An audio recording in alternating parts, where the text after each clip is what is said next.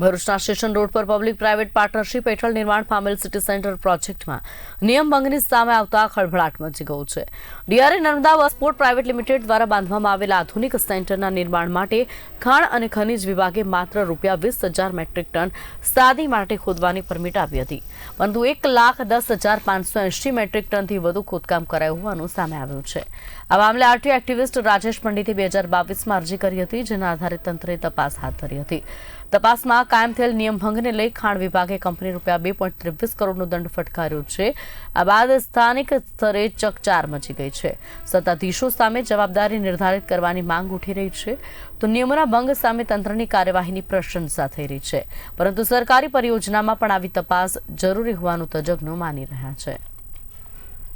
તાજેતરમાં જ ઓગસ્ટ 2021માં મેં ખાણ ખનીજ વિભાગમાં જે બિલ્ડરો બેઝમેન્ટ બનાવવા માટે પરમિટ માગતા હોય છે એ બાબતના કાગળિયા માગેલા અને લગભગ મને 15 બિલ્ડરોના પરમિટો જેને આપેલી તેના કાગળિયા આપેલા।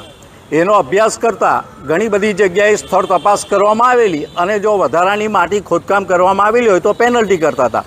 પણ અહીંયા તાજેતરમાં જ ભરૂચ એસટી ડેપો જે બહુ મોટું વિશાળ શોપિંગ સેન્ટર બનાવ્યું છે સિટી સેન્ટરના નામે અને પાછળ ડેપો આવેલો છે, એ બાંધકામમાં ફક્ત 10,000 મેટ્રિક ટનની પરમિટ જ માગણી કરેલી એવો મને આરટીઆઈના પ્રમાણિત નકલ આપવામાં આવેલી, પરંતુ ત્યાં આગળ એ લોકોએ જે બેઝમેન્ટ બનાવેલું છે ડબલ હાઇટેડ બેઝમેન્ટ હોય, મને ડાઉટ પડેલો કે આમાં 10,000 મેટ્રિક ટન કરતાં વધારે માટી ખોદકામ કરેલું હોવાનું જણાતા મેં લેખિતમાં ફરિયાદ 8 ફેબ્રુઆરી 2022ના રોજ આપેલી અને એ બાબતે સતત એની પાછળ લાગી રહેતા એ લોકોએ તપાસ કરવી પડી। સ્થળ તપાસ કરતાં ઘણી બધી માટી ખોદકામ કરેલું જણાઈ આવ્યું અને સમયાંતરે અધિકારીઓ બદલાતા રહ્યા અને મારો આ વિષય લંબાતો ગયો, પણ એની પાછળ લાગી રહેતા હાલમાં જે રત્નાબેન ઓઝા કરીને ખાણ ખનીજ અધિકારી આવેલા છે એમણે બહુ ગહન તપાસ કરી અને સરવાળે એને 1,10,000 મેટ્રિક ટન જેટલી માટી ખોદી કાઢેલી છે